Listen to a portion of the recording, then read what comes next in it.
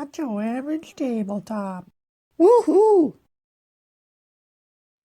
Welcome to Not Your Average Tabletop. I'm Zach, I'm Mac. And I'm Pepper.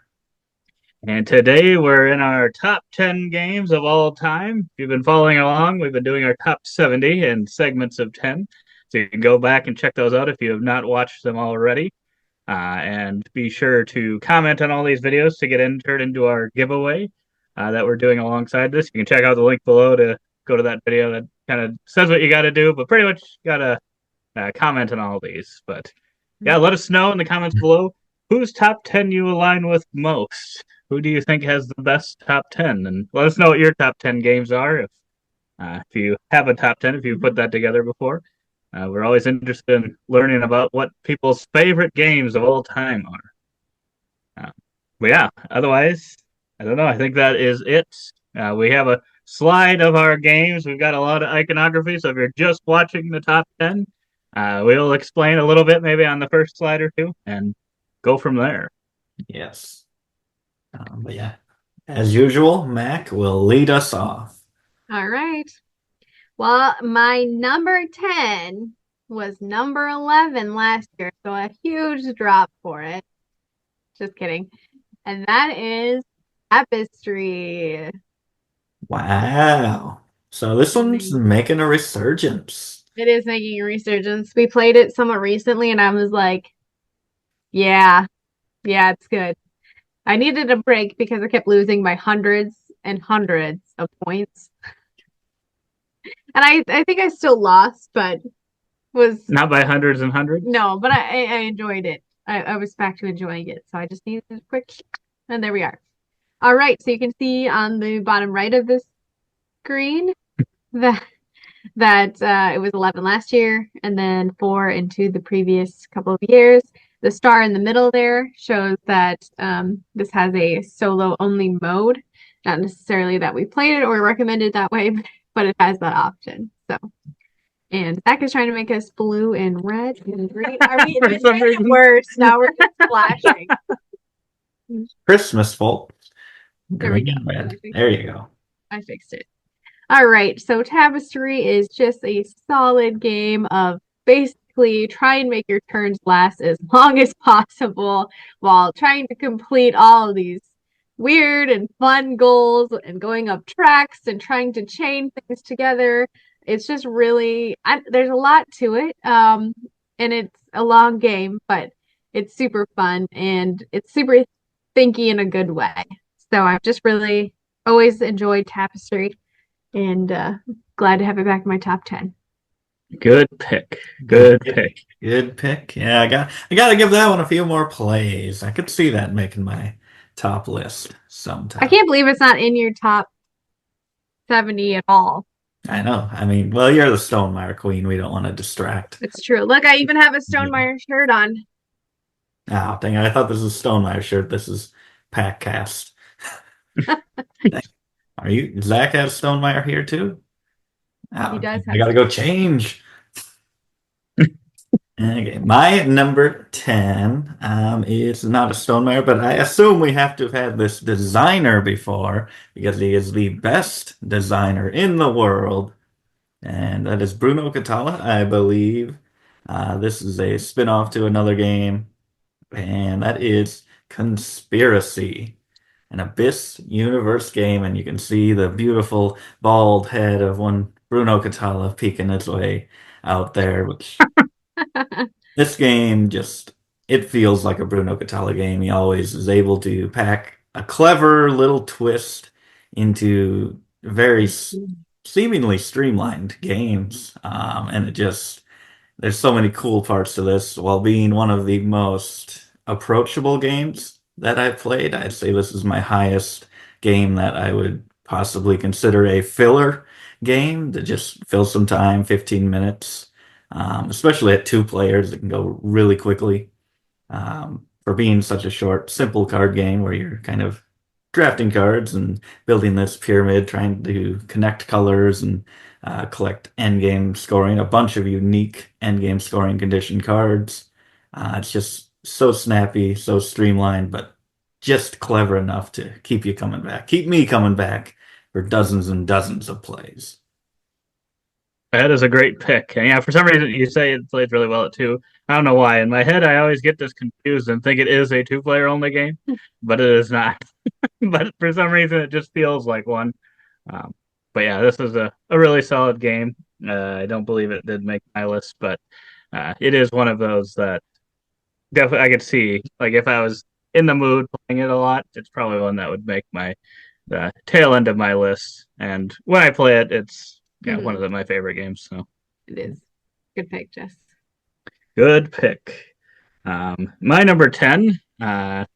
If you've been following along, you know that I'm tracking, or we have been tracking how big of a Stonemaier and Garfield fan I am, and I'm getting called out in the comments quite a bit. So I had to redo my entire top 10 just to not get called out here. Wow. And we'll be starting with a Garfield game here at number 10, and that is Raiders of Scythia, or Raiders of the North Sea as well. They're pretty close to each other, but I think Raiders of Scythia has just a few more fun elements to it that are maybe kind of added in some of the expansions to Raiders of the North Sea, but I don't know if they're exactly one for one. But yeah, this one's just such a fun game. I love the worker placement in this one where you put a worker down and then pull one up. No one really controls a specific worker, just because you'll be putting it. I mean, at one point you are controlling one. You have one worker in front of you that people can't take, but outside of that, you don't have any that you control. You're just going in and out. I just really love how that works. It's such a simple thing. I don't know. Are there other games that use this kind of thing? Because I'm kind of surprised. It worked really well. Yeah, I don't think there is, because you're just so awesome to get two actions in one turn. It's such a clean system, and add in that the meeples, the different colors have little special bonuses, and it's Yeah, I really love this one, and the production quality is top notch.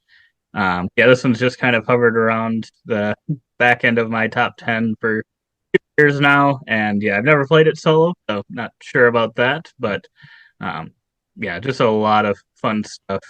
I I think it's one of the top games. If you like worker placement games, like Garfield games, and even if you like Raiders of the North Sea, if you have a chance to at least try this one out, um, I would try it just because it does feel just a little bit different, and I think it's better. yeah, yeah, I agree. All right. We're 4-2. Garfield is Stonemaier. I think we've got a winner, maybe. I'd be interested, Jesse. You're gonna have to go back through and like see like did these two actually win or was there a publisher or someone else that actually won? I think we will do. We'll try to do a stats video next week when we reveal the winner of the giveaway that we're doing. Perfect. So Yes. we'll have 2 videos coming out next week. Yes. Comment below any stats that you would like to see us go over for this top 70. All right. Well, my number 9 is I feel like a super obscure game that many people might not know about, but let me tell you what, this game is chaos. It is togas. It is so much bloody fun. And that is Pompeii. The downfall of Pompeii. We just call it Pompeii, but it is the downfall of Pompeii. Hey, look at this green. Oh, it's burning up your page. Amazing. Coolio, Jesse. Love it. All right. So in Pompeii, Is that Michaela dropping that in there with joy? It looks like, did you take that picture, Jesse? So in Pompeii, you have kind of a set of people or the little red, blue, and yellow pieces you find right there. And so in the game, you are getting as many family members into Pompeii as possible. To enjoy the wealth and splendor. And then, oh no, Mount Vesuvius erupts. So you now need to get out as many as you can without dying from lava. And it's just such a riot of a game. It just stays in my top 10 because it's just so fun to play. And I love getting it to the table. You get to throw the little people in the volcano when they perish. And so It's just so satisfying. And I love that the tiebreaker is whoever has less amount of people in the volcano, if there is a tie. So it's just random, but it's cool how you get the people out, and it's fun to get the how you get the people into the city, and then fun how you get the people out because they can only go through certain spots, and you can only move so many times, and you have to try and get out before you're blocked by lava. So it's just really a compact, simple, quick, fun, like real thematic game, and I love it. Yeah, that's really cool. There's not really any other games that we have that are just split so in first half, second half, completely different. Hmm. Yeah. I can't remember. Is this the designer of Carcassonne? I think it is. I think it is Dirty? Klaus. Yeah, I think so. Believe so. So another great I don't know one. who it would be. You don't even like Carcassonne. So I think so. Now that I think of it, like I did get this for you, and it's been one of your favorites for a while. But I mean, looking back at it, there's no reason I should have thought you would like this game. I don't know what Take that of what tossing them into the volcano. what possessed you, Jesse. I really don't know.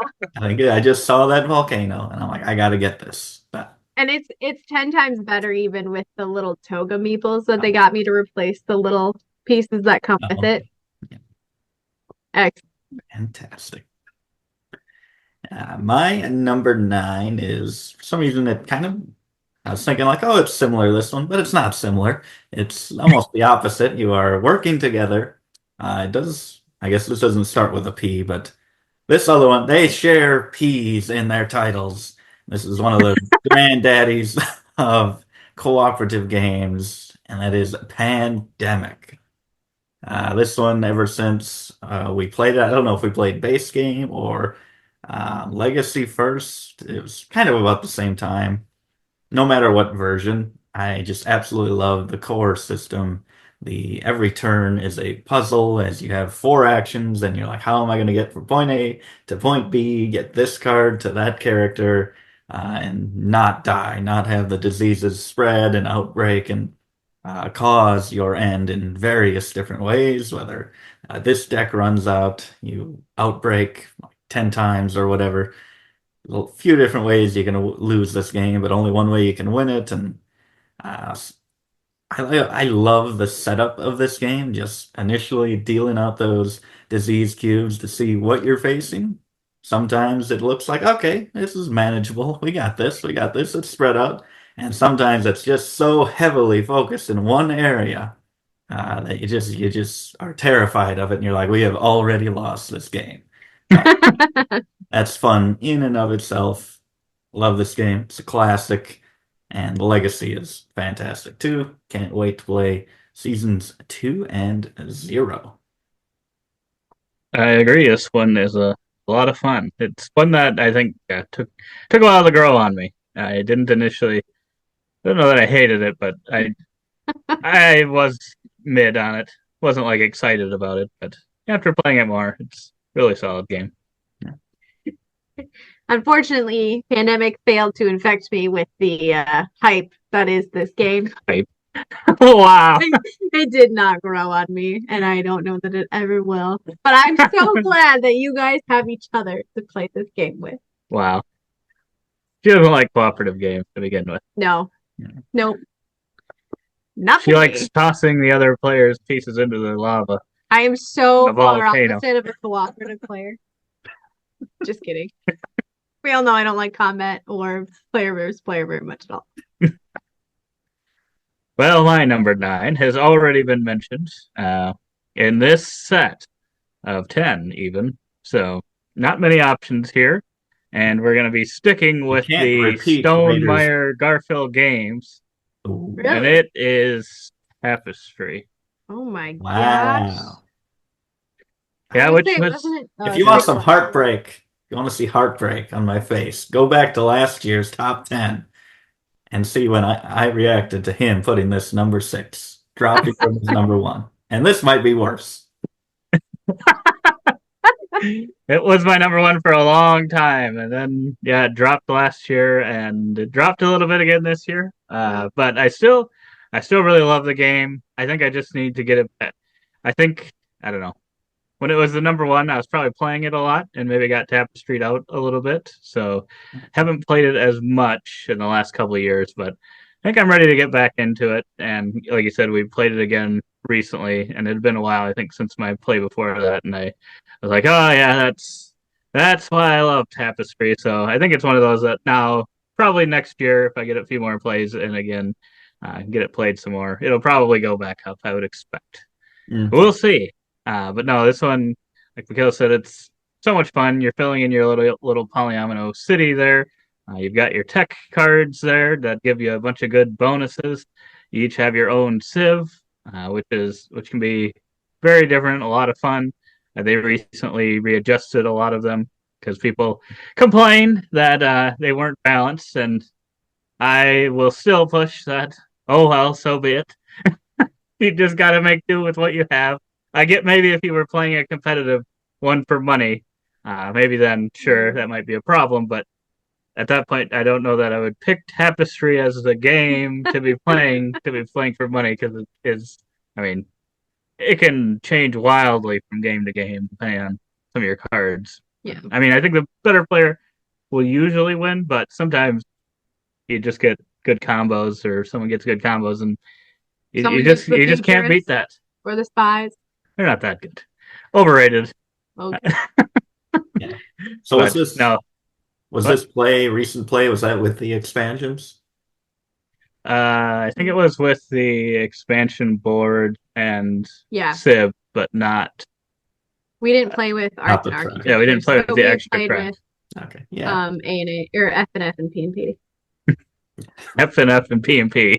But no A and Two A. other Legacies, Boys, and fantasies and 4As. No. No, that's which we just had. What is it? Fauna? Now it's been a while, I know.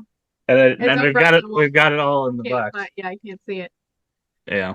F But and F. no, this one is so much fun. If you like just moving up tracks, yes, it may not actually be a civilization game, but it's a civilization themed game, and I think it's a lot of fun. It reminds me a little bit of if you like your civilization game to be like a Path of Civilization, where it's like something that you're doing that's pretty easy to do. I think Tapestry is right up the same alley. Fantasies and Futures. Yes. Yes. Yes. Good pick. Good pick, dear. All right. My number 8 is one that is really not new to the board game community, but is somewhat new to me considering how long we've had our collection. And that is Azul. Straight up plain Azul. So as you can see, it was new to me last year. I made the list at 16, and now I've moved it to 8. I've got a crossover with Zach and Jesse at 36 and 22. So go us, you guys. But I've just really, really loved playing this game. It's so pure. Like we got Azul stained glass Sintra. I really like the tile picking piece of that. The rest of it was me, but Wow. I think we did like it originally, but I think we did. There is something a little grindy about it. Yeah, a little bit. But the tile picking is the best aspect. And then we got Summer Pavilion, and I liked that even more than Glass Sintra. And then I finally played the original Azul, and I was like, whoa, all right, this is it. This is like the Mecca. This is perfect. I see why it's the original. I'm just like it's so crazy that they went anywhere else because this one is just purely the best. And I just love picking the tiles, having to make the choice, putting them in their like little slots. It's just so simplistic, but it's just so good right there. That is a classic for a reason. It really is. You can see we all picked it. So 3-way crossover. I don't know how many we have at this point, but that will be something we will be talking about. So yeah. See how she just forgot about Queen's Garden and how much she loved that one. We did try that one. Geez, we never did own that one. We did not. Rough. I did see something about an Azul duo or dual thing, so recently. We'll see. Azul I 5. think this already plays pretty well at 2, so I don't know what that's going to do. Yeah, And we that's didn't true. see the guy Pepper talked about earlier involved in that, so Hmm. we'll see how good it can really be. Yeah, without Bruno. Classic two-player conspiracy. My number 8 is, I think it's had a bit of a resurgence. I don't know. We'll see what the numbers say, but this has always been one of my favorites ever since I played it the first time. And one of the reasons is it's a game where you get stuff on everyone's turns, not just your own, thanks to the roll of some dice, and that is Spas Boss. I No. love this game. Why, no. You put it from 20 to 8? How is this even back in your top 10? It was 8 on a couple years ago. It's just back there. I think this is some plays on Board Game Arena. I've gotten it played there quite a few times and have actually won with the Shoot the Moon instant you win card if you activate it a certain amount of times. I'm able to pull that off, so that bumped it a little bit this year, and just a lot of plays, seeing both myself and other players with a bunch of different strategies, just getting a bunch of arrows, gaining a ton of bonuses on other players' turns. Someone had like 74 coins they've gathered between their turns. And I'm like, wow, that Whoa. never seen anything like that, but luckily most of it's going to go to waste. This one continues to be just such a fast-paced one, really trying to build your engines, possibly stack one spot really highly, or maybe spread it out however you want to do it. I love it. I will always love it, hopefully. And I don't even mind. I have been screwed a little bit with the one card that shall not be named. Um, but I don't mind it. Freedom of choice for everyone to have any card they want in their game. Play it and use it as many times as legally possible. Yeah, sounds good. Wow. That did make my list. And you even got to play the Pluto expansion. Wow. You played 99% of it.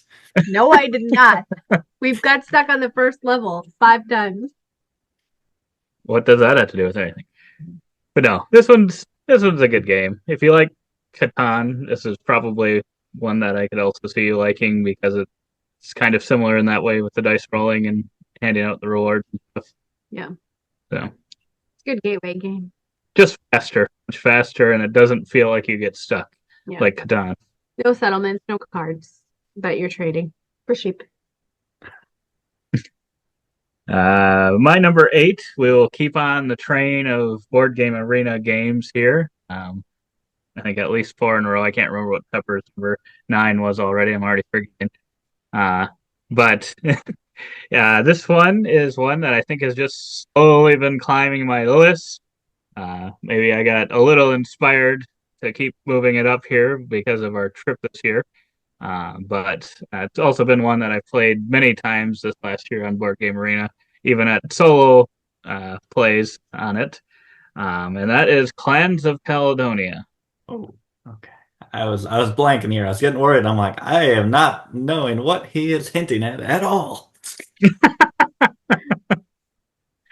But yeah, this one, it's just been, I don't know, rising so I don't even remember you having it as your number 70, Pepper, just making the list barely. We're like right there, right next to each other. I don't remember that, but yeah, this one is just great. I have that. We have a physical copy as well as the Board Game Arena version, but I think that board is just great. Having like when you take it off, it shows you what you're going to be gaining. I think that just works so well. The wooden pieces are all unique. Just I feel like that was one of the first. Now it seems like every game does that, but at the time, I feel like that was one of the first games we had that maybe had a lot of different ones. Maybe we had some other. Maybe some of the Uwe games had some different ones as well. But yeah, I just really liked what they did. And then you're placing out on this map kind of filling up this grid of different spaces, and then just creating different things, trying to fulfill contracts. It's kind of the biggest thing in the game is fulfill as many of those as you can, and yeah, try to just be really efficient.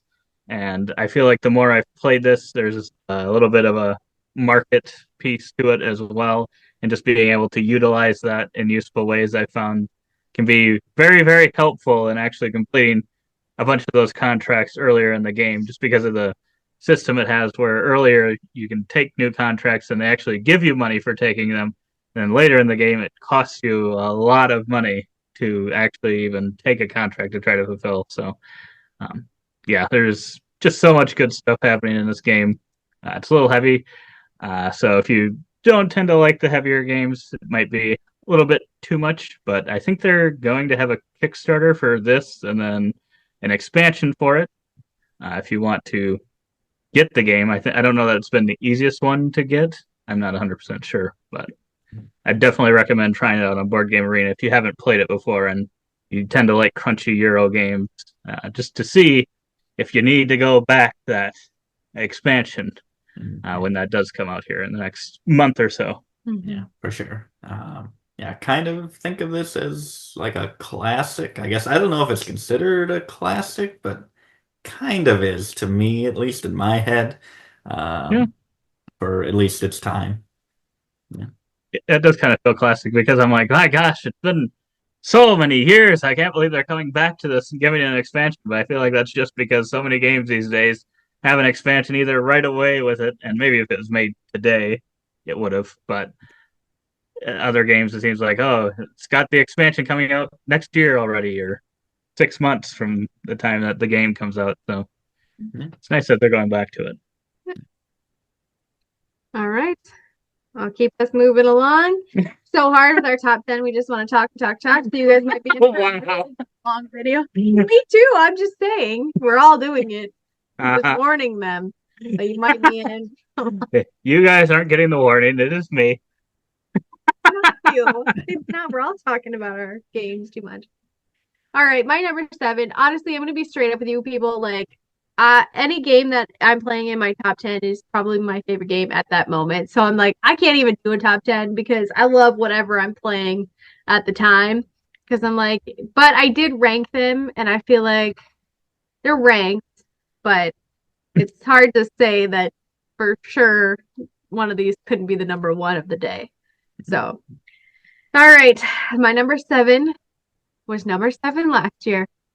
That is Ethnos. Another kind of quiet game that I feel like people don't really always know a bunch about, but Ethnos has been one of the staples in our collection, and I just love it every time we play it. I don't care if it's going good. I don't care if it's going bad. Like, I just love it because there's so much variety. Like you're playing with different factions of cards, and you can kind of switch up what the factions are. And then essentially you've got a row of cards and a hand of cards, and you're like trying to get either sets of colors or factions together. And each faction has its own like special little thing that it does. And then the trick is though that when you play your hand, you can't save cards. You have to lay them all out, and anything you don't play, because it doesn't fit the faction or the color, has to go back out for everyone else to grab. So you got to be real careful about how many cards you grab and what type of cards you grab, because you don't want to give it to people the option to just grab from the top instead of the deck. And you also have this mechanic of the dragon being in the deck, so it's kind of like you got to make your move because you don't know when that's coming out, all while trying to get your little neon tokens out on this board to try and win points for who has the most like area control essentially in that spot. So it's just kind of like a simple like mechanical game, but at the same time you're like trying to make these factions work and trying to get a higher stack of little tokens each time to like get you points over I think the 2 rounds that you're playing. And it can be so chaotic because you can be picking up cards and then all of a sudden like, oh no, there's only 2 of these out and I can grab 3 of these. And so you're like trying to just do what you can do to get any points, and it's just a great time. So I love Ethnos. The box cover definitely is not typically my vibe, but I love the cards and the factions and the different ways you can play. Great pick. Three-way crossover too. Woo! She's Yes, just completing these three-way crossovers. she is. I think we're gonna have a lot of those today. Should. Yes, this is a great one. This is a great pick, and I just wish the Don't say it. redo. Don't say it. Can you go Just wish it one? had been better. Is it too much to ask? Come on, Simon. Why didn't you take it back? Come on, come on. My number 7 needs no redo, I don't think, but it can keep making expansions till the end of time, and I'll be buying them, and I'll be buying the beautiful upgraded bits for them as well. Pure push your luck bag building. This is the Quacks of Quedlinburg. There's another one where the cover, the theme, and all that doesn't really do it for me, but the gameplay really does. Just especially with these awesome pieces, Geek Up bits from the Board Game Geek store. Fantastic. Cost about the price of the game, but it's worth it if you play it a lot. This game, you have a bunch of unique abilities to each of these colored tokens, and each one you can switch out. Like each red has like I don't know how many options, like 5 options at this point, 5, 6 options with the expansions. You can switch those out for all different ingredients, a whole different feel and combinations and pairings each game. And you're buying them and pulling them one by one from your bag and moving their value along this little cauldron that you have, trying to get as far as possible and chain together bonuses and gain gems and try to outlast your opponents, but not bust because these are white ones. If those add up to more than 7, then you bust and you're kind of screwed for the round. But you get to choose whether you keep your money based on how far you got or your victory points based on how far you got. So you're not completely out of the game where you do have a choice to possibly buy more chips or just score a good amount of points. So I do like that they give you that a little consolation prize, but it does hurt when you bust, and but you're not out of it ever, seemingly ever, unless you busted 5 rounds in a row, then you're probably out of it. But But then that might be on you. probably making some bad decisions. Another three-way crossover, and this one's dropped a lot. I don't know if I've even played it since it was number 5. I haven't played this one in a long time. Well, it's in Minnesota, Jesse. You know where to find it. Board Game Arena, come on. Come on, Board Game Arena. Yeah, this is a great game. We got to get back to playing it, and we've already been speaking of all these dual games, and I think there's one for this as well. Really? I think so. I think it might be out in Germany, but I don't know. I don't think I've seen anyone play an English version yet, but I've seen a couple of people with the German version. We gotta learn German. Got to learn German. But yes, that's a solid pick. And then going back to reprints or redos of games, that's my number 7. This one, even though it is a very new game, has already been redone in a way. And now I haven't had a chance to play the redone version yet. But I do have a copy of that, along with the original, along with some upgrades now. We're all in on this game. It's a deck building game. This would have been, I think, a 3-way crossover if someone had played it more. And that is, it's based off a movie, 2 movies, books, deck building, Dune Imperium. Oh, really couldn't get there. Yeah, this one is. You've probably heard of this one. This one has been very popular, and I think that's why this one's already had 2 expansions. With I think a third one just released, and then it's also now got Dune Imperium Uprising. So it's just had a lot of content in a very short amount of time. But it's been very popular. I think it's determined the World Series of Board Game Champion twice now. So it's got that honor of being that type of game. But no, if you like deck building games, this one's a lot of fun.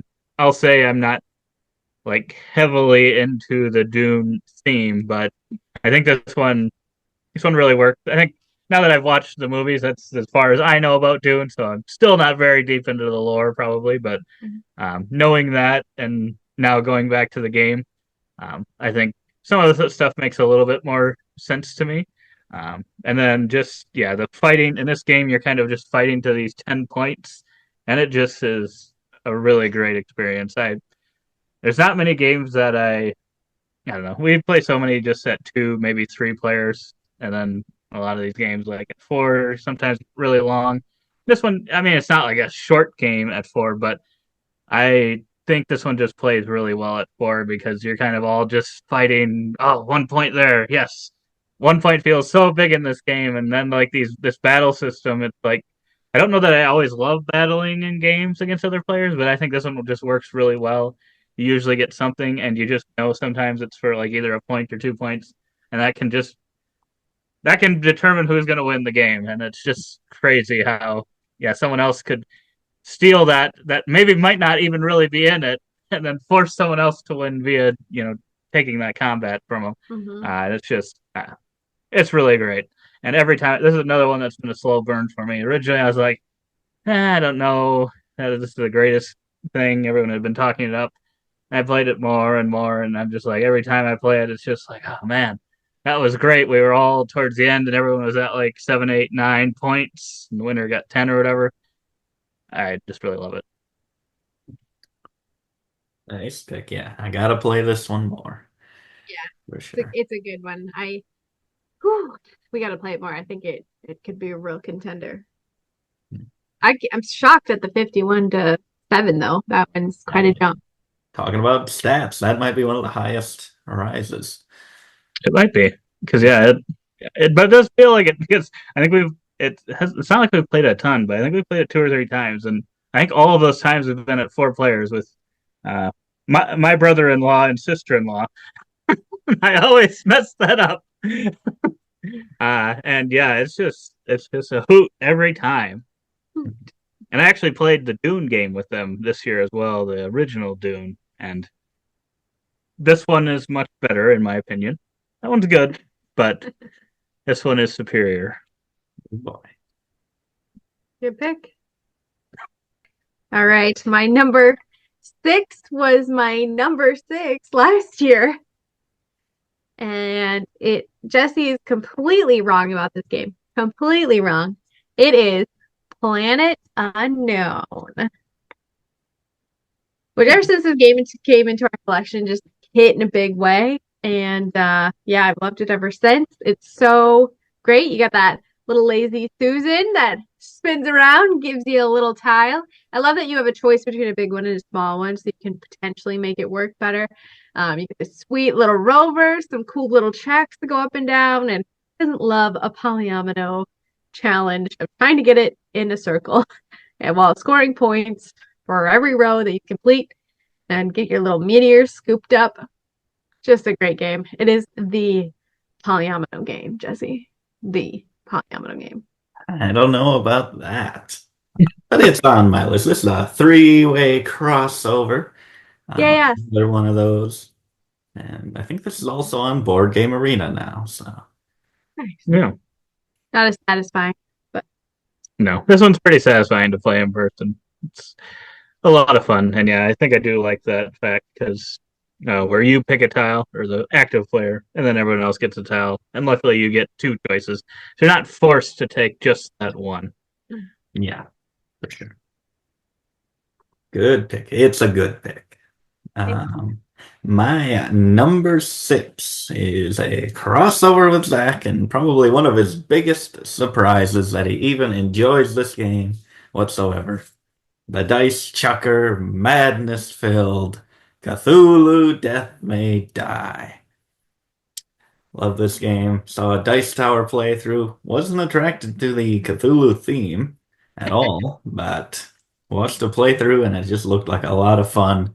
A lot of, like Zach mentioned in a previous list, if you watched it, you're upgrading your characters by rolling kind of negative results on the dice, and it makes you more insane, but as you hit these thresholds along your madness track, you unlock awesome, super powerful, feels like game-breaking character abilities that are some shared between characters, but each one has at least one unique to that character ability. And I just love that.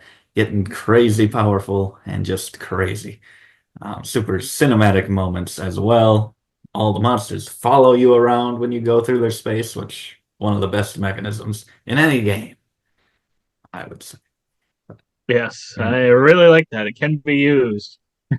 It can be used in very meaningful ways, pulling them into certain locations and doing things to them, killing them all. Brutal. Makes for some great moments. It's a great pick, Pepper. I don't know that Mac loved it quite as much. We finally got her to play it this last year, and it did not. Well, she's still got a few to name. It might have made her list. We will see. Uh, yes, and but she had also in the what's that? news, we have now lost this game in the last year. Michaela. We were undefeated. I blame the teachers. I can't remember. Have people said that it's easier with less players or easier with more? I think they say it's easier with more, but I think it evens out because Cthulhu's health does not change, but the kind of progress through the end game is the same. So I think you're actually upgrading fewer characters more than upgrading less with more characters. So I think it actually evens out. Mhm. Yeah, it felt harder. I don't know. But yes, that is a great pick, Pepper. Good pick. And my number 6 is also a crossover with Pepper. So back to back. And this one Mac has not played, but maybe we'll get her to play it sometime this next year. We'll see. And this one may be my largest jumper because I don't think it was on here last year, but maybe it was. I don't remember. I don't think we'd played it yet. No, we couldn't have played it. We couldn't have played it because we wanted to get this one at Gen Con. Okay. And Mac wasn't fast enough. Oh, you couldn't have I played it. wish You she were was 3 going years as old. fast as a jet flying plane. That is Sky Team. Well, what the heck? Why doesn't mine have? Go back and check out the last list, everybody, and then see the cover slightly changed. But yeah, this one is a lot of fun. It's a kind of non-communicating game where it's a 2-player only. So that's probably why we haven't invited Mac into play. They haven't made the 3-player mode yet. But I think it works really well as a 2-player game. With 3, it might get a little bit too much. I don't know. But yeah, the base game of this maybe isn't like, oh, this is the most exciting thing ever, but there's all these little module type things you can start adding more things, and it just makes it more and more exciting, especially once you start. If you get to the point where you're adding a timed element, that just makes it so much more frantic. It's like you're worried that you might be crashing the plane if you don't get it done fast enough. Very thematic. Everything's thematic about this one outside of no communication, unless you took a vow of silence before getting on the plane, which maybe you did. That's what you can assume happened. Maybe you But lost radio contact. yes, with the co-pilot, and then there's a wall between you. I just can't hear what he's saying. Nice. But no, this one's a lot of fun. You got your dice hidden, lack of communication. You hope that I can see sometimes you might just not get the rolls that work, but I think it's still a lot of fun trying to puzzle through just managing all these different things on the plane at once. Yeah. Game of the Year candidate. Wow. I have. It's why it's winning all these awards. It deserves it. Me and Pepper have been pushing this game to the moon, and that's why it is where it is. I feel bad, like everything you guys have said about it. I'm just like, nope, I don't even want to try to play this. This doesn't even sound like something I'd like. Hilarious. All right. You're wrong. Moving on. Speaking of theme, Wrong. my top 5 is so solid. Like I'm just gonna preface it so I don't have to say it every single time, but I love everything in my top 5. Like these are like the games. I love my top 10, but like the top 5 are the games for me. Like the ones that can do no wrong. And this one I'm so happy I loved because I was real nervous about getting it because I really didn't want it to let me down. And so when you got it without asking me, I was like, oh boy, I'm I've been putting it off because I was scared. And he got it, and it was awesome, and it is Obsession. Which I just love everything about this game. It's the thinkiness, the way it runs, the cards, the way the points can be scored. Like, it's just so good. I love getting tiles. I love getting the end game scores. I love moving my little servants around. I love getting a prestigious guest who gives me tons of money or prestige or reputation. My God, when you combo some of that stuff, it's just the ultimate feeling, and I just love it so much. It's a little crunchy, I think, probably not everybody's cup of tea, but I just really enjoy everything that this game does and kind of the way it does it. It's different than other Euro games, if that's what you'd even call it.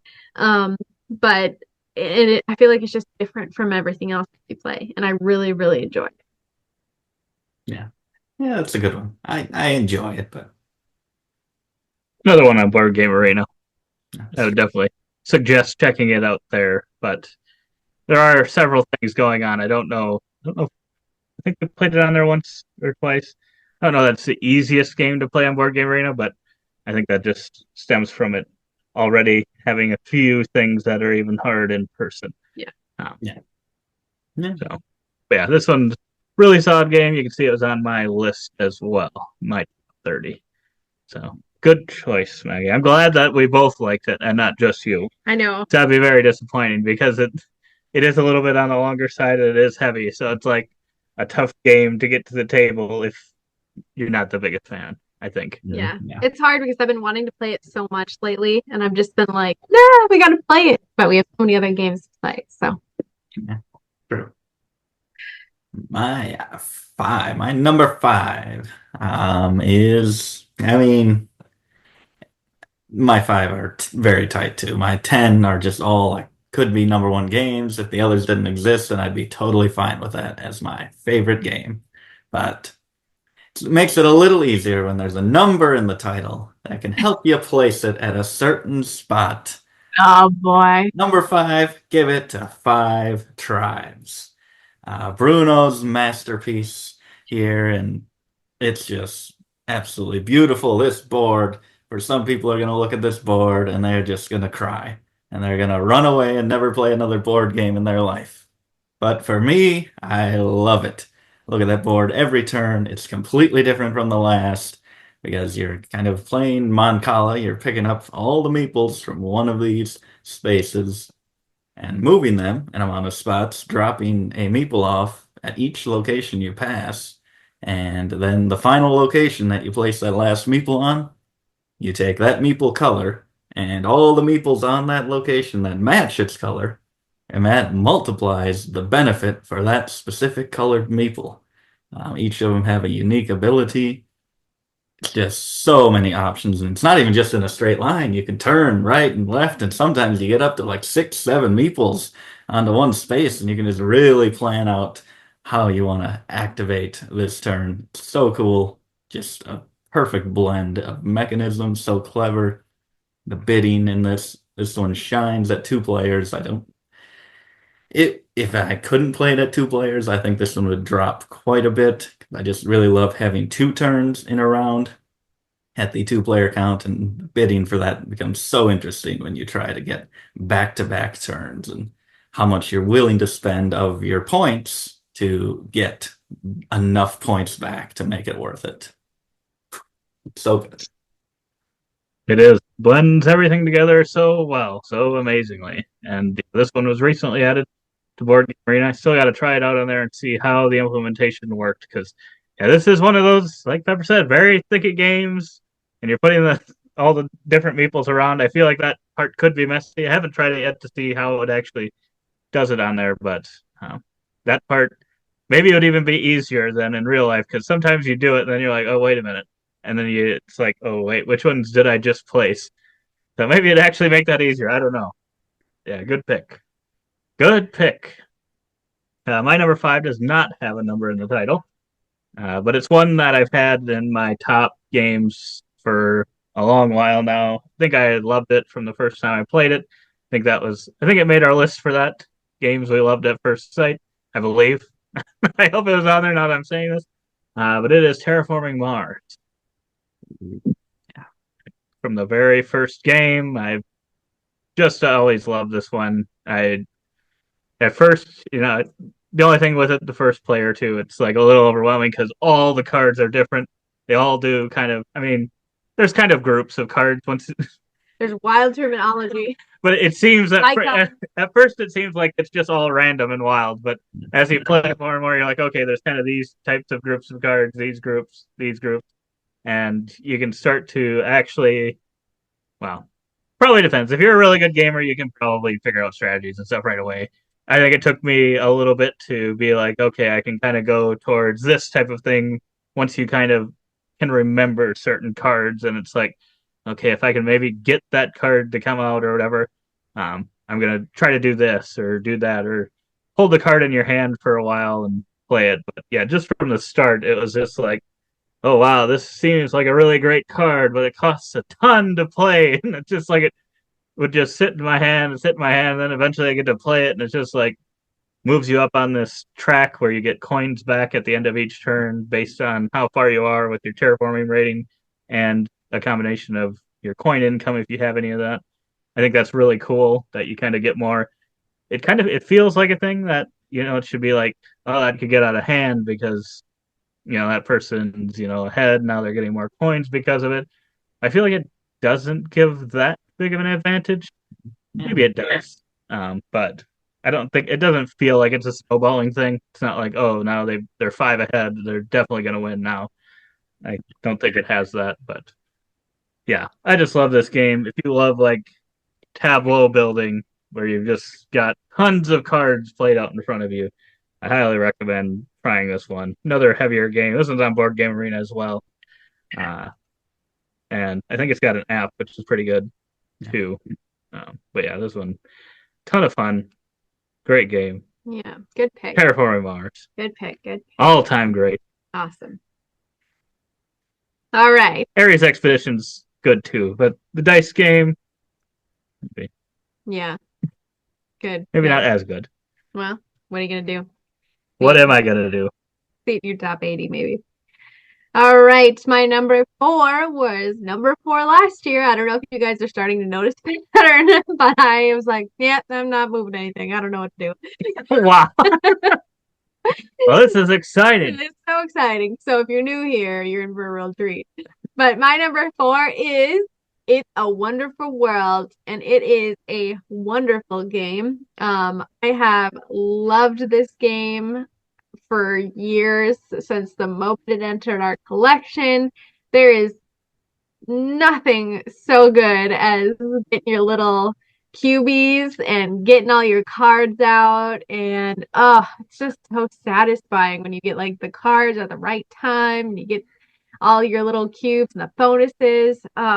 It's just so pure. It's so pure.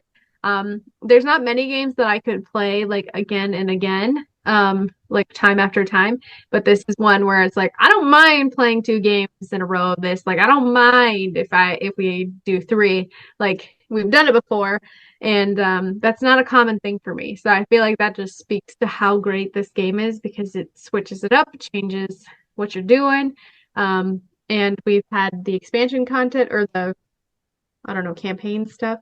And that's all been really fun. So it kind of adds kind of a fresh dynamic to it a little bit. But I just really, really loved this game. As you can see through the years, it's pretty much just debuted and stayed with me. So it's a wonderful world.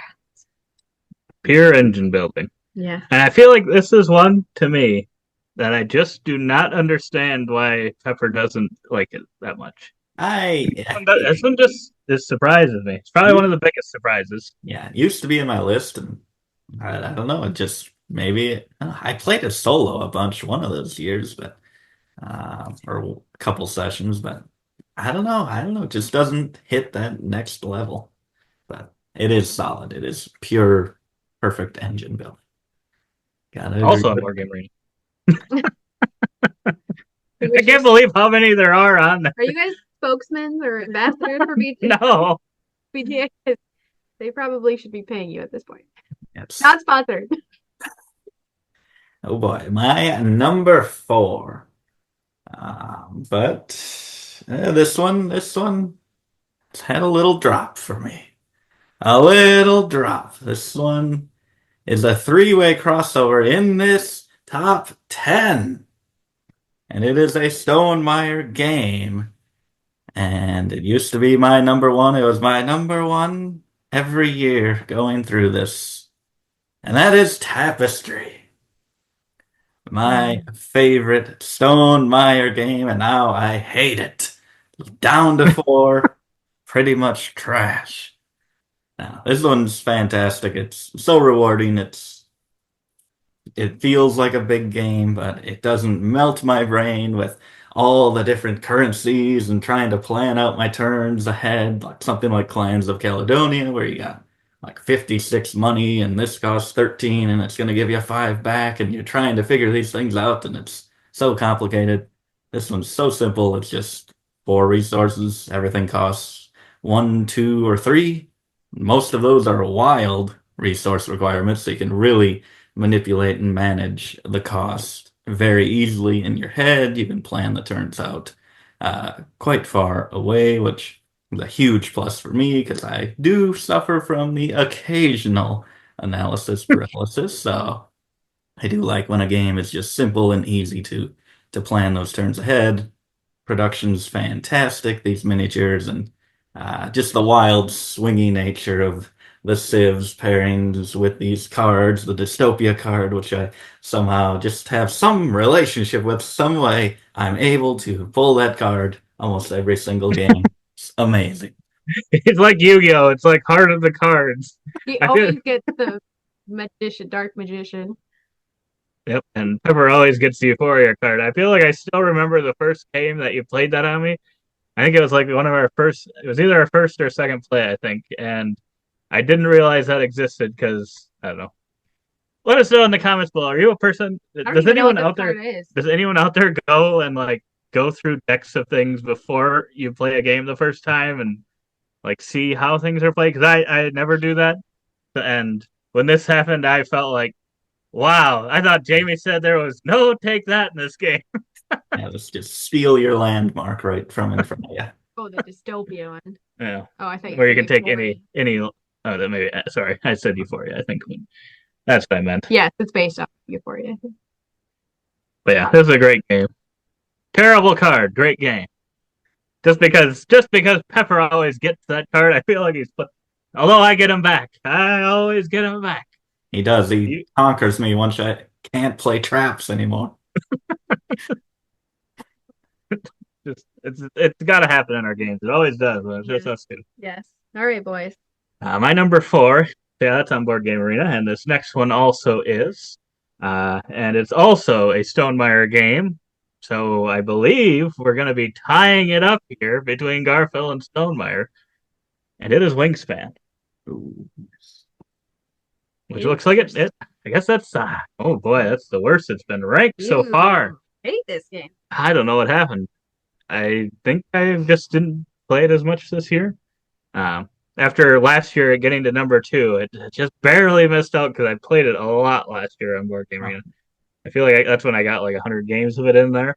And this year, probably because I'd played it so much, I think it just kind of was. I didn't play it as many times. Still played it a few, but yeah, this one's still great. Great engine building game. Loved it from the first play. I was a little scared that because I don't know, there was all this hype about it at the time. This was I, I feel like people knew of Stonemeyer games. I think he was still popular from Viticulture and Scythe, but I think this is what really pushed him over or pushed Stonemeyer games to the next level of I don't know hype machine. I don't know what it was exactly, but I think this was when he maybe realized it was I don't know bigger than he thought because this game I think was very difficult to get that first year, just trying to keep this thing in stock and it probably makes sense. They did make a new version, which I guess I can kind of include Wormspan in here. And I feel like if Wormspan had been the game they'd gone for, he maybe would have expected it to do a little better just because, like, gamers, you might expect that theme to do a little bit better than birds. So I could see why he maybe didn't print a ton, but I think now he'd make sure that they try to have enough games of things. And this one, if you haven't played it, I think it's definitely worth trying. Not saying everyone's gonna love it, but I think it's a great game. Excellent game. Great card game. Yeah. One of the best of all time. Yes, I remember trying to find this and walking around stores trying to like find a copy of it, and you finally did. So you were very happy. I love that Jesse put your favorite card on the slide too. Sacred Kingfisher. That's not my favorite card. Yeah, You put the wrong one on there. I had to look back, but I knew you liked Kingfishers. I do like Kingfisher. I like the I'm Kingfisher. gonna look at my slide to see if he did. I think it's the what one is it? It's the one where you get a fish every time someone plays in the little penguin. No, I like the little penguin. I like the little penguin too. All right. Go watch our content on Stone Market. Yes, go watch all that good content. A lot of Wingspan stuff. All right. My number 3 is an OG from our collection. She just doesn't miss. Maybe it's the nostalgia, but we had it on a 10x10 and it did not get worse for me at all. Which was a miracle after that. A lot of those 10x10 games suffered a ton, but this one did not. And that is Lanterns, the Harvest Festival, I think. Yeah, there we go. So this is just a super simple tile placement game where you're basically just trying to match different lanterns. And when you do that, you get a card associated with the match, and then the one pointing at. So you get 2 cards usually, can change. And sometimes if you match different pawns and symbols and stuff, you can get little tokens that are going to help you. And essentially, you're doing set collection of maybe 3 different types, and you're kind of racing to get them as fast as you can because their point values go lower as people are taking tiles. And it's just one that we got, and I love the colors are amazing. The cards are so fun. I love the set collection because you're constantly just simplistically thinking like, okay, what can I do to get the next set? What can I do to get another set? So it's like it's not easy for me to think turns ahead in a game, but this one it's like, okay, here we go. I know here's what color I need. Here's the color I need. And so just kind of pushing that, the simplicity of it, the colors, just great. I love this game so much. Yeah, that's a fantastic one. A great pick. I don't know why that guy is putting a pink next to a black and a green next to an orange. Like, nothing. Awful. They just need a blue. So don't do what that guy's doing. Great pick. That should be on my list. Oh, it's my 71. Pepper, disappointing me. Zach at least had it on the list, even if it was an awful number. Wow. Well, unlike you guys saying how once you got into these top 5, top 10, these are all great games. For me, I mean, top 70, all of them are bangers. Oh. I don't know about your guys' list. You guys are right. Maybe your 60 or your 11 through 70 might not be great, but mine are. Wow. All right, Jesse, what's next? My number 3 got screwed. It got screwed this year. I thought this was going to be, once I had decided it moved above Tapestry, I'm like, it's finally getting its time at the top of the mountain, top of the kingdom, the Bunny Kingdom. I thought this was going to be my number 1, but as I was shaking things up, it was very cutthroat, and some other games ended up ahead of this one, but this one is not decreased at all. Even though it has decreased 1 spot, this has now gotten worse. This just gets better and better every year. Every time I play it, I just know that I love it. It never lets me down. I love this game. You draft cards and so rewarding. Whatever way you play it, whether it's 2-player where it's a little bit of cutthroat, you got some fun in there, or it's higher player counts where you're getting multiple cards, which are usually, especially at the start of a round, very powerful cards. You just got like 5, 6 cards. You're like, I want every single one of these. Can we forget the draft and just take what we got? But each of the hands usually has something great. The expansion is phenomenal and makes lesser cards even better because it's just random plots of land. If you can kind of connect them, they actually become worth something and give you a coin, and you multiply that by your resources. So this one's fantastic. Beautiful production. One of the best production values, I would say, because it's just a base game, no deluxeification, and you get a bunch of amazing bunnies and castles. A little weird player color choice with the black and kind of the red and yellow. Don't the yellow kind of works, but I feel like the purple bunnies from the expansion would have worked really well in the base game, but we got them anyway in the expansion, so I'm not complaining. Fantastic. It was a great pick, Pepper. I think I actually saw this as one of the. I was gonna tell you, I didn't know if you got a copy of this yourself. Not that I don't know, but I thought it was on the Amazon deals that they currently have. So if anyone's looking for it, go check out like now. I'm assuming it'll be the next couple days here. I don't know. I'm not saying for sure that it's on there, but if you're looking for Bunny Kingdom, I think I saw it on there. So yeah, but yeah, it's a great game. Yeah, I Great drafting game. did actually get a copy and the expansion down here, so Wow. through that. You don't need that. You don't need that, Amazon. Working on a solo variant. Oh boy.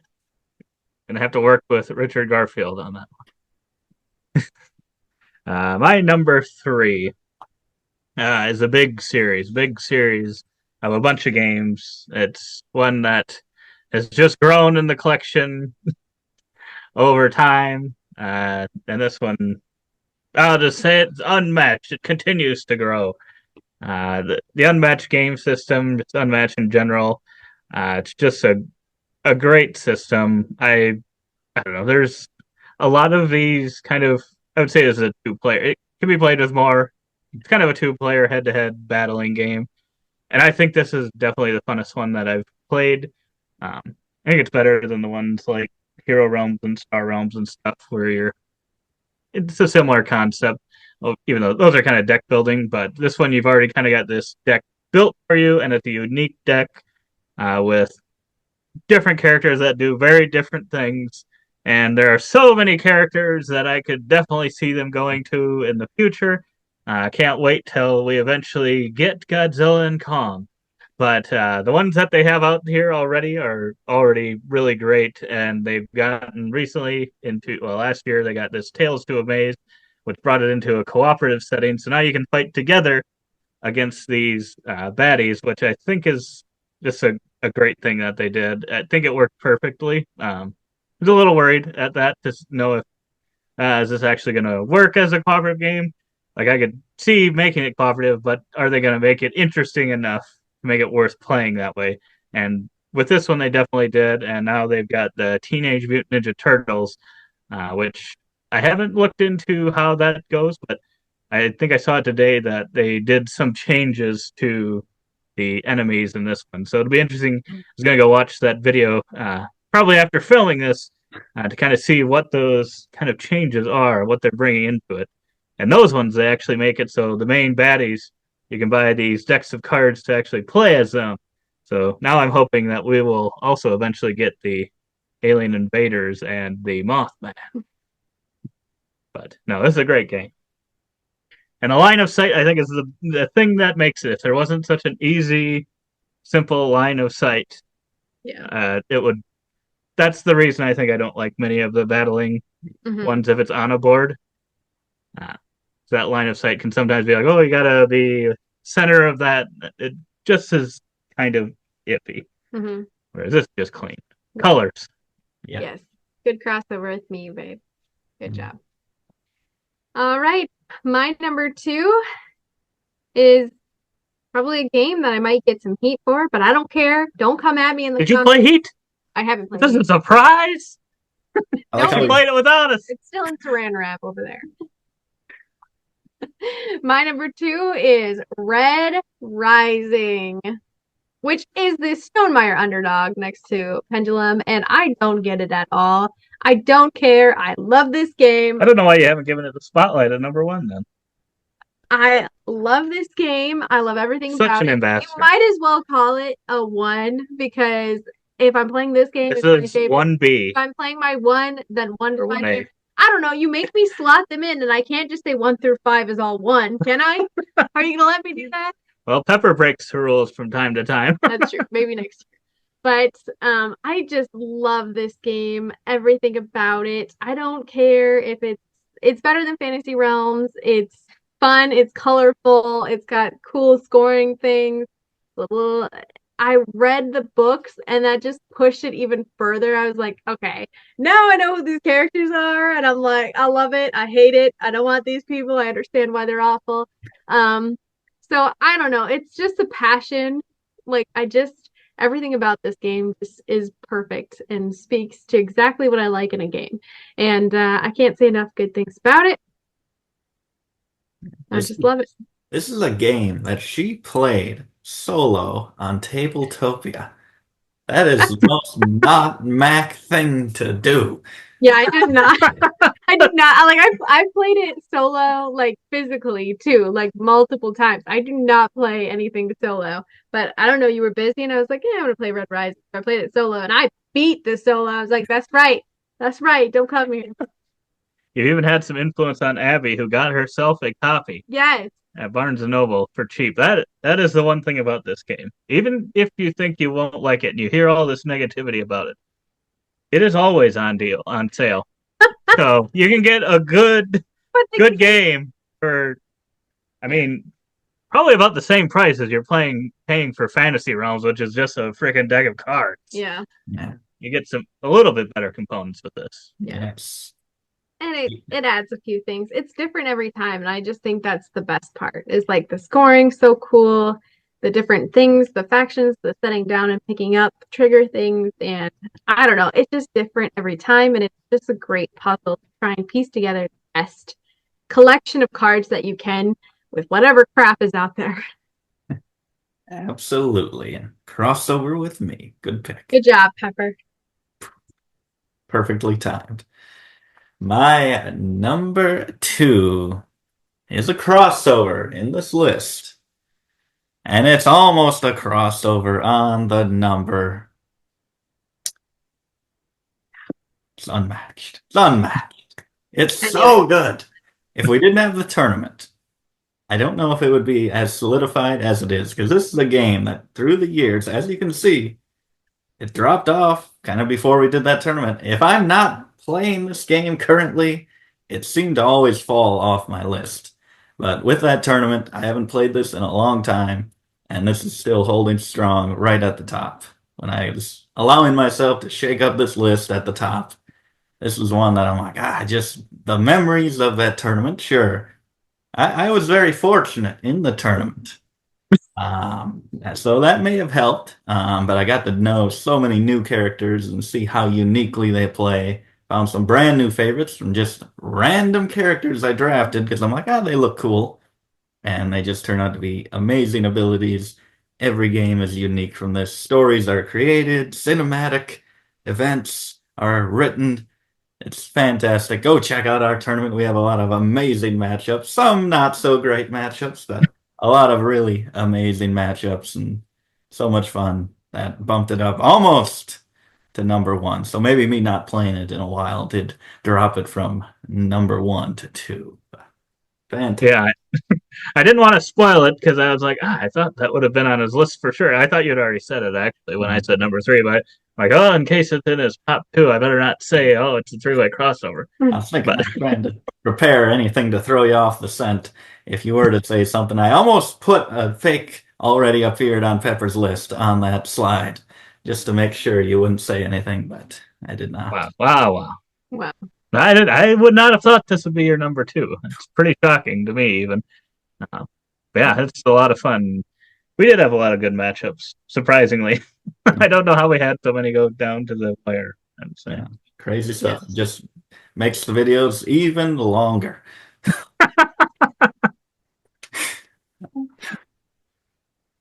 That is a great pick, Pepper. And getting into my number 2, we finally do have a number in the title of the game. So this was maybe my number 1 last year. It has already fallen way down to number 2. My goodness. Who are you? Yeah, no consistency. I think this one just hasn't been played, and I feel like last year I played it a couple times right before we did the list, so it just snuck it up into that top spot. But this one's still hanging in there for all the reasons Bert said. 5 tribes. This is a great game. Brings all the mechanisms together. It's just perfection. I don't know I don't know if you can bring mechanisms together any better.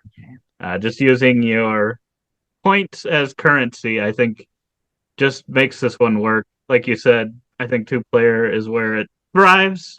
Two-player Bruno Catala, it's his best suit. And yeah, maybe we just haven't played it that many times at 3 or 4. Maybe it would be good, but there's something about trying to bid to try to get back-to-back turns, setting yourself up. I think is just a lot of fun. And this one's just a colorful production for the time it was made, especially. This is probably a top tier production at that time. Because what is this, like 25, 30 years old or something like that? Wow. I don't know if it's that old, but it's an older game now. I think this was one of them on Will Wheaton's tabletop, and that's been a long time, I think, since he's done that. So it's been a while. It was one of our earlier games in our collection, which looking back is kind of crazy because I think it is considered a very thinky game, heavier game. Maybe it's not really that heavy. I think it's just very thinky, AP inducing. I was just thinking when Jesse was talking about it, I don't think I've played the game in 10 years because you got it. I don't know if it's been that long. I don't even know if it's 10 years old. You got it. You got it before we were married. I think you were in college. I think it was. Is it 10 years old? I don't know, but I don't think I've played it. It must be. Yeah, it probably is 10 years old. You're probably right because we did have it. Wow. Because I think Holy smoke. Maybe it is 20, married. 30 years old. I don't know, but I'm It just like, didn't feel like that old. But so crazy because like one of your favorite games I literally haven't played it in 10 years because my first playthrough of it was so awful. well, you don't. I wasn't ready for this. It You was don't like one of bidding. the first games you got, and it was. You don't like. You tend to not like bidding games Yeah. and valuation. In this game, you definitely have to value spots. You can't just like bid a ton and be like, oh, I'm gonna get first place, because then all of a sudden you have to think, well, if I bid this much, then that person can bid that much. So I've got to make up this much in points. Yeah. And I don't think that's the thing that you really enjoy. I don't remember much about this game at all. And maybe you would going back, but I think that bidding part is such a strong part of the game that I don't know if it would, even if you liked everything else in it, I think that might be hard to overcome. If you don't like bidding, I think that's the only part of this that people might not love. Yeah. Because you have to be able to value your turns. So, Yeah. but I think it's perfection. If you like that, it's awesome. And I just wish, I wish there were more games that use kind of a Mancala, something like this, because it's perfect. Bruno's got to bring it back. 5 Tribes Duel. I was just thinking that. But it already is. For you too. That's true. Just the same thing, except it's just 2 on the side of the box. Takes all the other pieces out of the game. You don't even need the third, unfortunately. All right. Well, if you guys have stuck around this long, kudos to you. We are finally to the top 1 game of our top 70. And I will kick us off with number 1 on my list, Cartographers. Again. I know, again. Crown moved. It's going to be shocking when she finds a game that beats Cartographers and Red Rising, I think. I don't know that day is ever going to come, but I'm here for it, I guess.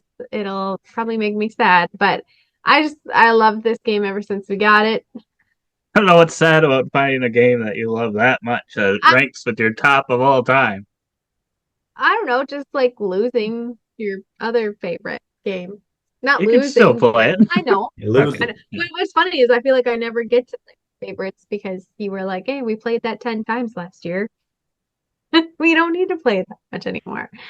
But Cartographers came on the scene really hot and heavy, and I think it was the one game where it was like really kind of put me over the edge into like the board gaming stuff. And I love that you have a crown on it too. I just noticed that. But I just really enjoyed it. Colored pencils are a must in this game, though. That's the only thing. You gotta have colored pencils or crayons or something because drawing the icons is a little rough sometimes. But I always super enjoy like the different scoring cards and how they work with each other. and then you add like the heroes expansion to it, and you get like different monsters, different maps, all of that stuff, which can be. I'm a purist, so I typically like board games without their expansions, and I say I still like base cartographers at the very best, but I do like what the heroes stuff brings to switch it up from time to time. But I don't know, there's just something about this where it's like it's so satisfying to get a shape, to make a connection, to completely surround a mountain, to whatever with the scoring stuff and how it scores like A, B, B, C, C, D, D, A, so that everything kind of gets scored twice and just kind of planning out kind of how you set up your map so that you can best score some of those things. It's always fun when a bunch of adults are around the table with coloring pencils and, having a good time. So Cartographers just sticks it out for me. It's simple, it's approachable, everyone has fun. Well, at least most of us do. I guess my older brother sometimes struggles, but most of the people I play with love it. So, Except Pepper, unless it's going to be his number one here, which it might be. You never know. It wasn't even on his top 50 though, so we're gonna have to have a conversation. I would agree that it's a great game, but I disagree. I think the heroes, once they've added that, I can't imagine playing without them just because they just add that extra element. And I don't think it's that significant of a thing. It's another way to take out monsters without just having to surround Well, them. here's something fun. I have not won this game since we got the heroes. Now I see why she doesn't like the heroes. Nice. Here's something else fun. You said that Planet Unknown was the polyomino game, but Okay. if I'm not mistaken, I've seen polyominoes right here.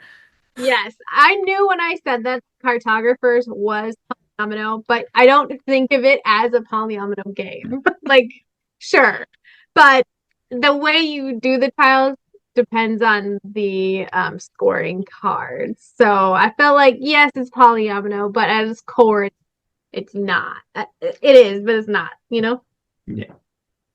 You heard it here. I'll let it slide. This is another one I'm shocked isn't on Pepper's top. Yeah. He's just a board game snob, I'm coming to realize. Yeah, I think I am. A little bit. A little bit. He's like, nah, she likes it too much. I have to hate it. Yeah. I played it That online. advertising. That was so easy to just slot right into place.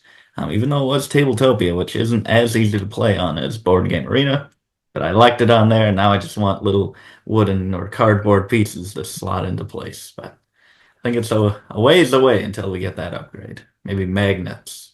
Oh, that'd be good. My number one game of all time, brand new to the number one. Obviously, Tapestry has fallen, and so has Bunny Kingdom from number two. What has taken its place? I don't know if this game would have crossed your mind. I think you forget about it, and then I say it so high on the list, and you're like, oh yeah, of course, he loves Is it this the game. dinosaur game? What game? So. The dinosaur game? I thought you said an Alexander Pfister game. I'm like, no, it is not an Alexander Pfister game. Is it Maracaibo, Pepper? It Great is. Western Trail? It's a very light game. It's a card game. It's a colorful No. million Get out. card Are you game. kidding me? Coloretto. Number one, baby. Oh my god, he's so embarrassing. That would be embarrassing. That's good. Embarrassing. Look at these. You just don't like the game. Beautiful cards. Go check out our ranking of the colored cards, which, as you can tell, only Zach and I made that ranking. Michaela refused to participate. But this game, I'm just thinking, what's your favorite game if you could only have one ever? It would have to be this one. This is one that everyone would play, including One ever. our mother. That's one of the big parts, is it's one that she doesn't play too many games, but it is one that she does play a lot. Zach has come around on this one. Michaela, she'll get there eventually. I guarantee it. By this time next year, this will be on her top 80. We might have to go to top 500 to get it on there, actually, but it's great. I love it. It's colorful, wonderful artwork, especially at two players. I like this one because you're either drawing a card or taking a stack of cards, and the stacks can usually go up to 3. And there's 1 per player, and you're either drawing and placing on a stack or taking a stack to score. But in the two-player game, the stacks they can hold 1 card, 2 cards, and 3 cards. So there's a little bit of manipulation in trying to throw cards that you like onto the higher card stacks, trying to throw ones that your opponent might like onto the ones that will have lesser cards. But still at its core, very simple. Drawing these wild cards, especially that golden joker, which lets you draw one off the top as well, is so fun. Fantastic. Love this game. Underrated. Not talked about nearly enough. Yeah, I could get with this should be in every collection. I don't know if I would say it's if I could only have one game. That might be a little far, but it is a very good game, and I would agree that it could be in every collection. It's a small, simple, approachable card game. I don't even want it in our collection. Wow. Wow. Wow, wow, wow. I'm happy if you're happy, Jesse. I fundamentally disagree with you. How did you do in this game in the board game tournament? I don't know. I didn't even care. I was like, this is trash. I thought you won this one. I thought it was the only one you won. No, I was like, she's gonna love it now. I didn't win a single one. Oh, okay. Sorry. But no. It's a great pick, Pepper. But not as great as my pick, which we've got another new number one for me this year. You guys. I don't know. I don't remember where it was last year. It's been climbing. Stays married to me. It's been climbing. And really started climbing once we got our copy of the game. And yeah, this one, you probably think I probably already said this one as my only thought. I don't because know. I know you know I like it. Glenmore? Glenmore is left.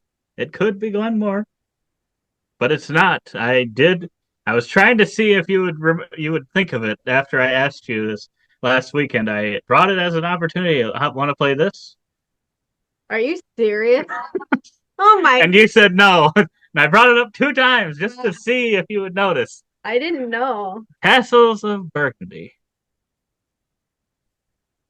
This is a great game. You guys don't have it ranked high enough, but yeah, probably the deluxeified version's what gets it over the top. And unfortunately, we will never know which one is better, Stonemaier or Garfield. Which one I prefer. He did this because this is neither, and it's our last one here. On there because. Tune in next year to see. Yes, tune in next year. Subscribe so you can see next year, and we'll find out who's better. But no, yeah, Castles of Burgundy is just a ton of fun. Since we got the deluxeified version, I hadn't ever gotten a copy of this game, but that just looked too tasty to not get.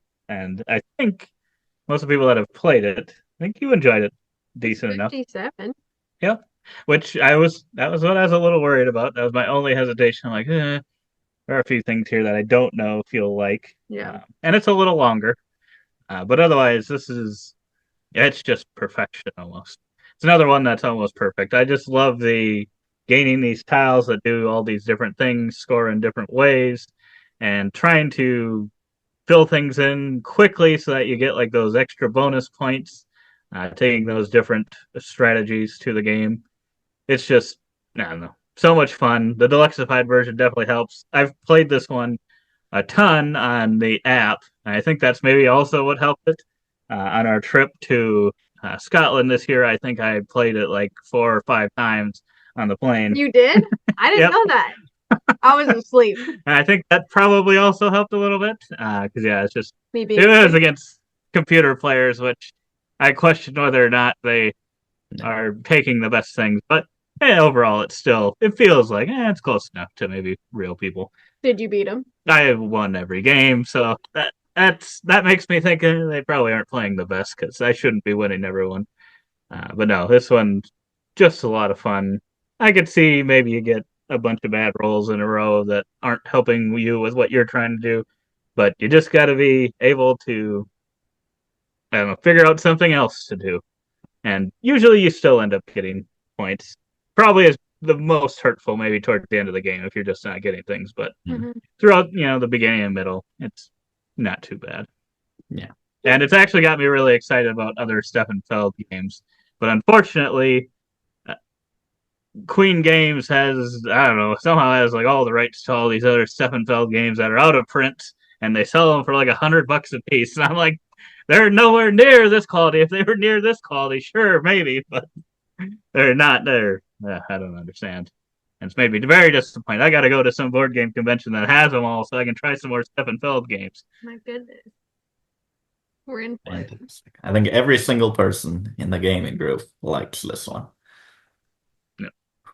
Yeah. So it's a good one. Three-way crossover. And we'll look at some stats here, but be sure to check in next week where we do a lot more stats. Comment below again what stats you want us to talk about in our top 70, whether you want them to compare to previous years or different things like that, whatever you want. We've done this 4 years now, so there's a lot to look at. But for the ones we've been keeping track of throughout, Stonemeyer, Garfield, Board Game Arena, here are the stats, final stats. Michaela continues to be the Stonemeyer Queen with 11, which I think they only have like 13 games. Yeah, I'm only missing like 3, I think. So that is a bummer for those ones. But and only 2.5 Garfield games, which that 0.5 was just a Shem Phillips design, but not actually a Garfield game. So go check out the other videos to see what game that was. Zach, like he said, is tied at 4-4. I actually got up to 4 Stonemeyer games, even me. But I did not have any Garfield games on my list, so that is not a counter there. But I do have 17 games that I do like to play solo. A lot of them have solo variants, but ones that I consistently go back to for solo play, I had about 17. And then board game arena games, like I said, there's a lot of games that are on there, but ones that we do play quite a bit. I had 9 and Zach had 10. And on the left over here, we have crossovers between each of the pairings. So Mac and I had 21, which that we were pretty low throughout the videos, so we actually bumped it up quite a bit. But finishing out the list, you're finalizing a bunch of those three-way crossovers, so that's to be expected. But nothing compared to Zach's crossovers with everyone. He had 32 crossovers with me, 38 crossovers with the couple there, the married couple. So that's what, over half the list. Over half the list. And 17 three-way crossovers. So I'm glad that number bumped up. I'm interested to see what those numbers are compared to previous years, especially since we've added 10 each of these last 2 years. Yeah, I think the adding 10 each year definitely helps the three-way crossover.